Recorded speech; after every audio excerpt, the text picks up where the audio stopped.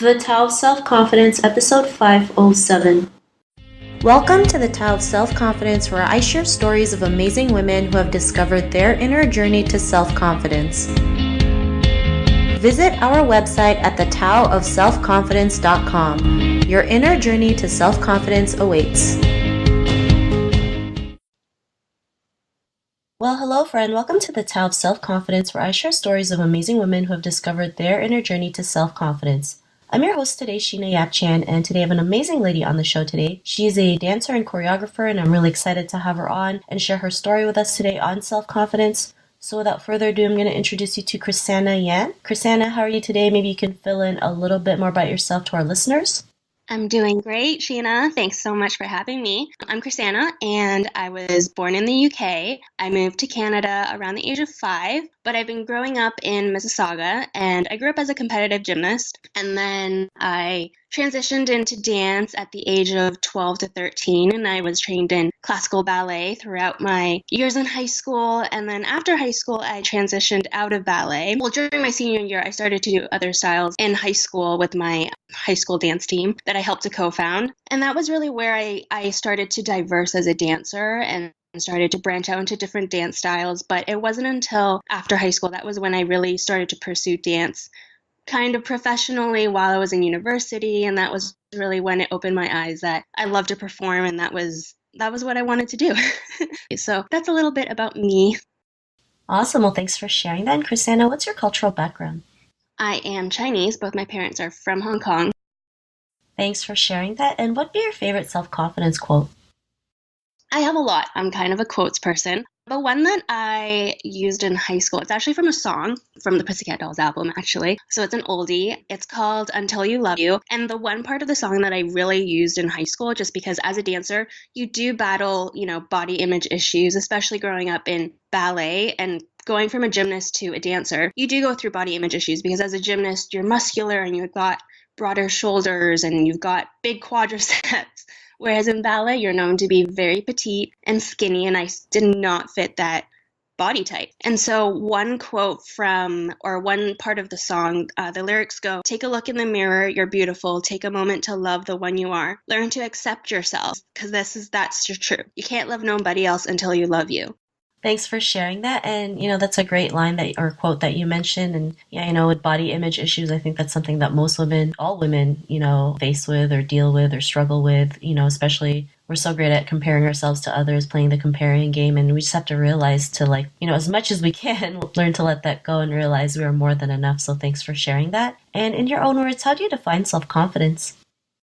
So I would define self-confidence as just really figuring out what it is that you have a passion for and then going for that. Because as soon as you figure that out, then it's like, oh, I can do this. And then that pushes you to do even more.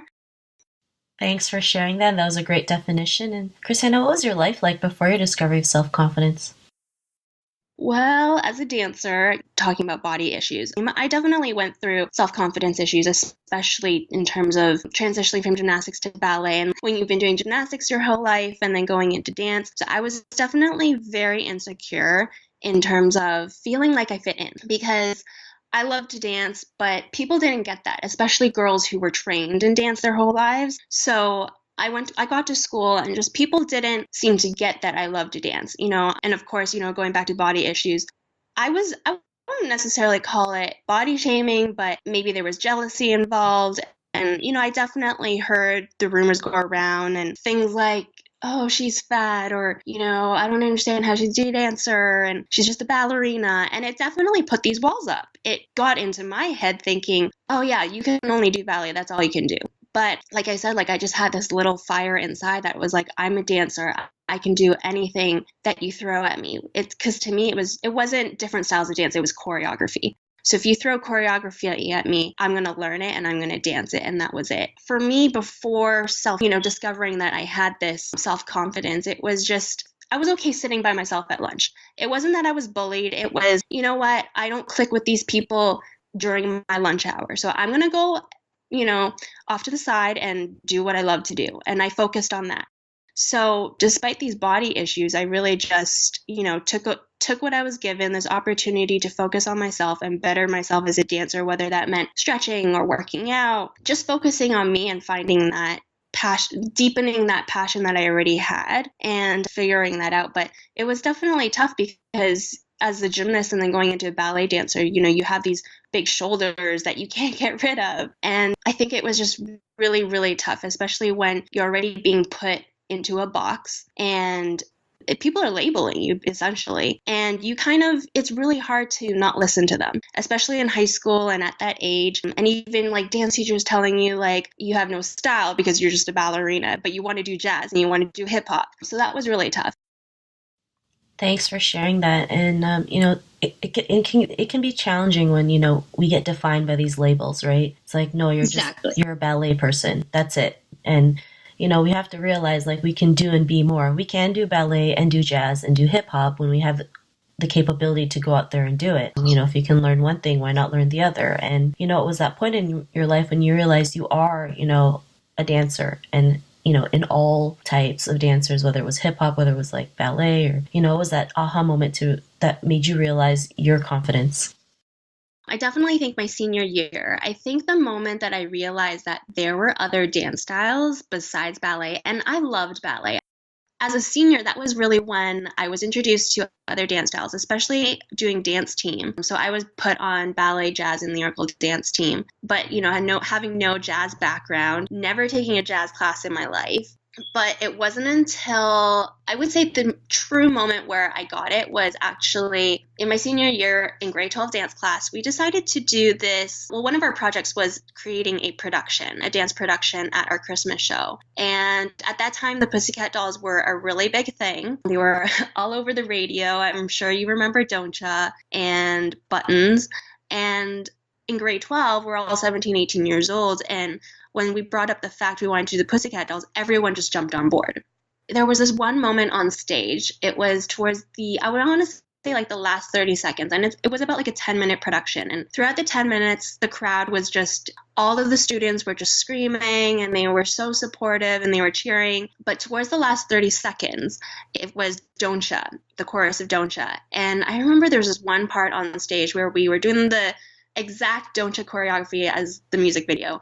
And there's this part that we have to like tilt our head back. And I think that was my aha moment where I just sat in that pose for like that small millisecond where I just tilted my head back and I sunk in that moment. And I still remember that feeling till this day, which is why I can tell you this was my aha moment, because I just remember it so clearly. And it was just a sense of comfort of just being on stage and feeling like I can do whatever I want to do with dance. Here I was as a ballerina and I'm on stage, doing Pussycat Dolls choreography, which is like a burlesque cabaret type of style and so totally different. It's not just choreography that's different. It's that style and that personality that you have to grow out of as a ballerina. And I just sat in that moment for like that quick millisecond where I had to move on to the next part of the choreography. But it was just such a peaceful state of mind in that moment, even though the crowd was going crazy and they were screaming and yelling, just,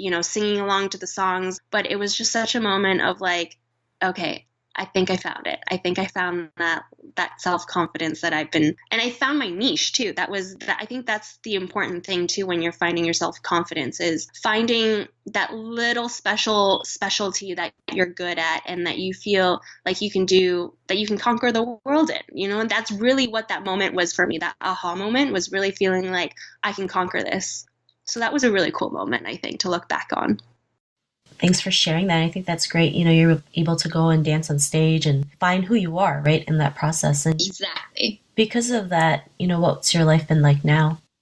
In life, passion doesn't change. And we as people, I don't think we change. I think we evolve and we grow as people. So even after discovering self-confidence in dance, I was able to, like I said, not change, but grow as an artist in the sense that, okay, I'm this dancer with a gymnastics background. What can I do with it? And so I actually got this opportunity to choreograph gymnastics floor routines. So if you watch the Olympics, you see those floor routines and they tumble, but there's also choreography involved. And I had been so removed from gymnastics when I got asked to choreograph gymnastics floor routines. And I was a little hesitant. I'm not going to lie, those insecurities creeped up again, just because I do put this pressure on myself. And I've excelled at dance for so long that I was kind of like, I don't think that I'm experienced enough to do gymnastics. And those exact same insecurities popped in that I had in high school. And I was told at the time by this gymnastics coach, you can do this. This is what you're meant to do. This is exactly the fit for you because you have this gymnastics background that's ingrained in you since you were a kid. And now you've been training in dance. And so fusing them both together is just the perfect combination for you. So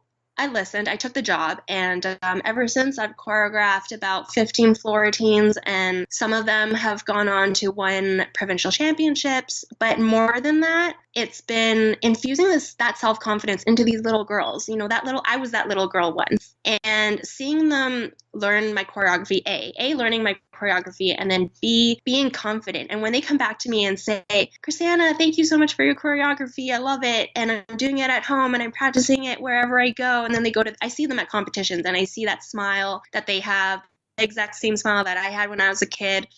And they just go out and perform their floor routine at competitions, and just seeing that smile, to me, that's also another sense of discovery, and just knowing that I can help give back to these little girls and give them that little self-confidence that I had, that I was trying to find when I was a kid. So I think that's been a really cool discovery and self-confidence too, because I'm giving the self-confidence to them, but at the same time, it's giving self-confidence to me as well.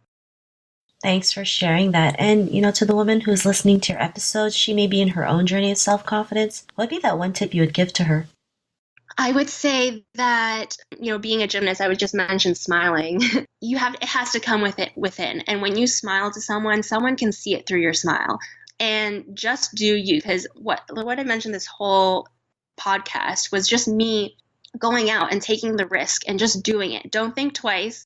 And also, don't be afraid to sit at the table alone. I heard this at a TED Talk, actually. And especially being a leader, don't be afraid to sit at the front of the table, especially as a female in the industry, in the dance industry. Don't be afraid to sit there and use your voice. And at the same time, don't be afraid to sit at the table alone. If you're the only one there, don't be afraid to sit there, because it's during those times of silence by yourself is when you really find what you're passionate about. And so take that time to search what it is inside of you and outside of you. When you look around, see what other people are doing. Like, for instance, this moment right now, speaking with you, I saw what you were doing and I thought that was really cool. And I've never done a podcast before. I've never talked, I'm a dancer. I use movement to communicate, to show what I'm feeling. And so I'm a little like, I don't do speeches. I don't do that kind of stuff. But seeing what you're doing, it really inspired me to get that discussion going about self-confidence. And so we all evolve at the end of the day in this world. And like I said, I don't think we change. I think we just grow and we evolve as a person. And so don't be scared. Take the risk and something beautiful will come out of it. And I also like the quote, life's a climb, but the view is great. And trust me, it is. After going to Hong Kong and seeing beautiful views of Hong Kong, and the only way to get to those places is by hiking. And so it's so true. As you're hiking, you're climbing these mountains, but once you get to the top, the view is absolutely beautiful. So life's a climb, but the view is great.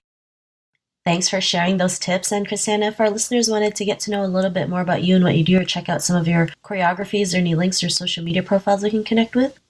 Sure. You can find me on Instagram. My Instagram name is Chrisanna Bananas with a Z at the end. And you can find me on there. I post dance videos sometimes, choreography. And you can find me on YouTube if you just search my name and probably add dance or gymnastics to the end. You can find my choreography and old dance clips of me dancing. And yeah. Awesome. Well, thanks for sharing that. And to our listeners, if you want to connect with Chrisanna, you can also head on over to thetaoofselfconfidence.com and search for Chrisanna's name. Her show notes will pop up along with everything else that we talked about. And I just want to thank Chrisanna for taking the time to share her story and tips with us on self-confidence. So thank you so much. Thank you so much for having me. It was great talking with you. Not a problem. It was really great having you on the show. And to our listeners, be on the lookout for another new episode of another amazing woman's journey to self-confidence. And we'll talk to you soon. Bye for now. Thank you for tuning in to another amazing episode of The Tao of Self-Confidence. Visit our website at thetaoofselfconfidence.com to check out cool resources, blog articles, show recaps, and so much more. Your inner journey to self-confidence awaits.